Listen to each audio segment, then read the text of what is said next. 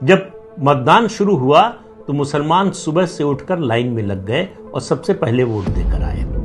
लंबी लंबी लाइनें लग गईं और हिंदुओं ने क्या किया, हिंदुओं ने वो आराम से उठे, खाया पिया, आराम किया। उसके बाद दोपहर के करीब पहुंचे और देखा कि बड़ी लंबी लंबी लाइनें लगी हैं, तो आधे लोग तो लंबी लाइनों को देखकर ही घर लौट गए कि बेकार है, इतनी देर तक कौन इंतजार करेगा। हिंदू औरतों की इज्जत लूटी गई, उनकी हत्या की गई, बड़े पैमाने पर कत्लेआम हुआ और जो लोग आराम करने के लिए घर गए थे वो हमेशा के लिए आराम की नींद सुला दिए गए। वो गलती जो कुछ लोगों ने की थी उसकी सजा कितने लोगों ने भुगती और कैसे भुगती। बात यह है कि मतदान में हिस्सा न लेने का नतीजा क्या होता है, उसको मैं एक किस्से के साथ, एक फैक्चुअल कहानी के जरिए, घटना के जरिए आपको बताना चाहता हूँ। ये जिक्र जो है 1946 का, 1946 का, बंटवारे के पहले का। सियालकोट का आपने नाम सुना होगा। पाकिस्तान का जो पंजाब है, उस पंजाब प्रांत है, उसका एक जिला है सियालकोट। लाहौर से उसकी दूरी है 135 किलोमीटर और जम्मू से सिर्फ 42 किलोमीटर। गोपीनाथ बारदोलाई जो असम के बड़े नेता थे, देश के नेता थे, असम के खास तौर से बड़े नेताओं में थे, वो चाहते थे कि सियालकोट जो है वो भारत में रहे। जब भारत पाकिस्तान का बंटवारा हो रहा था, देश का बंटवारा हो रहा था कहना चाहिए, उस समय वो चाहते थे। वो सियालकोट उस समय हिंदू बहुल या हिंदू बहुसंख्यक जनसंख्या वाला इलाका था। फिर भी तय हुआ कि इसका फैसला जनमत संग्रह से होगा। जनमत संग्रह की तारीख तय हो गई, वोट का तरीका तय हो गया और तारीख और जो है समय तय हो गया। फिर कुछ लोग थे जो लाइनों को देखते रहे, इस इंतजार में थोड़ी देर खड़े रहे कि शायद ये लाइन छोटी हो जाए, शायद कम हो जाए, जल्दी वोट देने का मौका आ जाए तो वोट देकर जाएंगे।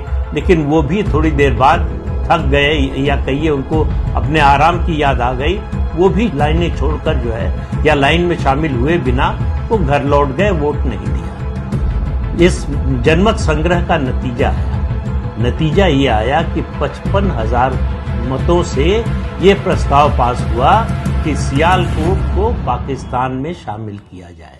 सियालकोट भारत में शामिल होते होते पाकिस्तान में चला गया। मालूम है क्यों? 1 लाख हिंदुओं ने वोट नहीं किया।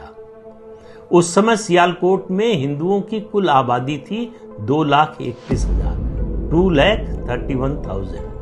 उसमें से 1 लाख ने वोट नहीं दिया। 55,000 से यह प्रस्ताव गिर गया।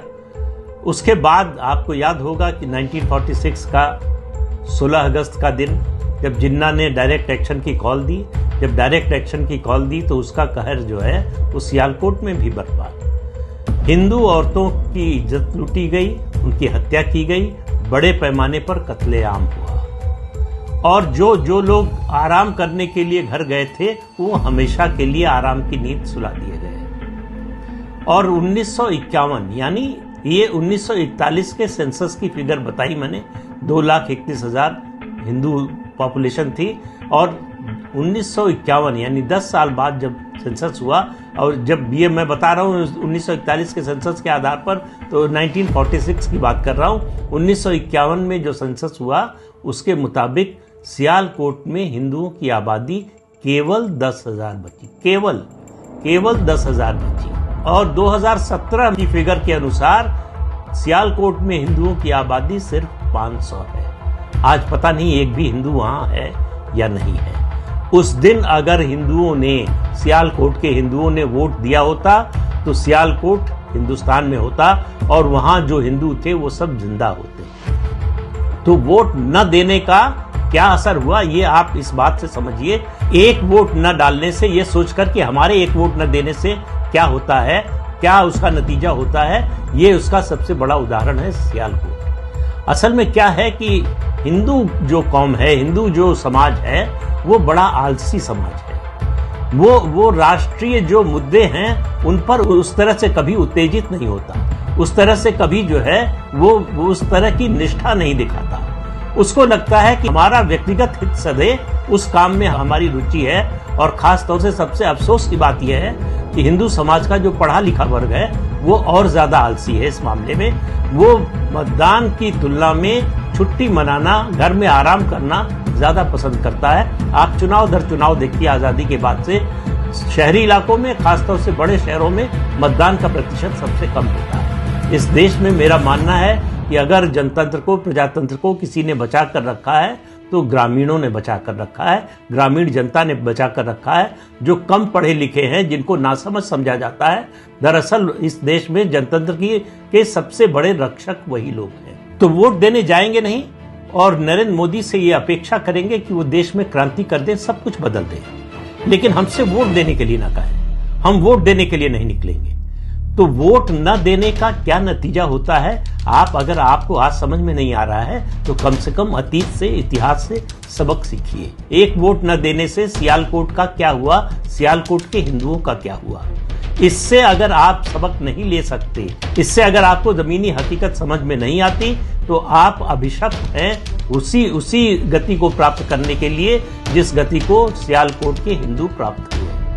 ये आज का जो दौर चल रहा है, हिंदू पुनर्जागरण का दौर है, सनातन धर्म की पुनर्स्थापना का दौर है। इसमें मैं कहता हूं कि अगर आप नरेंद्र मोदी के खिलाफ हैं तो निकलकर उनके खिलाफ वोट दीजिए, लेकिन वोट दीजिए। अगर मोदी के पक्ष में हैं तो उनके हाथ अगर मजबूत करना चाहते हैं तो उनके पक्ष में वोट दीजिए। किसी को वोट दीजिए, लेकिन वोट जरूर दीजिए। ये सोचना कि हमारा एक वोट नहीं पड़ेगा तो क्या होगा, ये जो वोटिंग परसेंटेज गिरा है उसमें सबसे बड़ा कारण मैं यही मानता हूं। जब आपके मन में ये ख्याल आए कि एक वोट से क्या फर्क पड़ेगा, हम वोट नहीं देंगे तो क्या अंतर आ जाएगा, नतीजा तो तय है, तब आप याद कीजिए सियालकोट की घटना को। सियालकोट के हिंदुओं ने अगर इस तरह से न सोचा होता, अगर आराम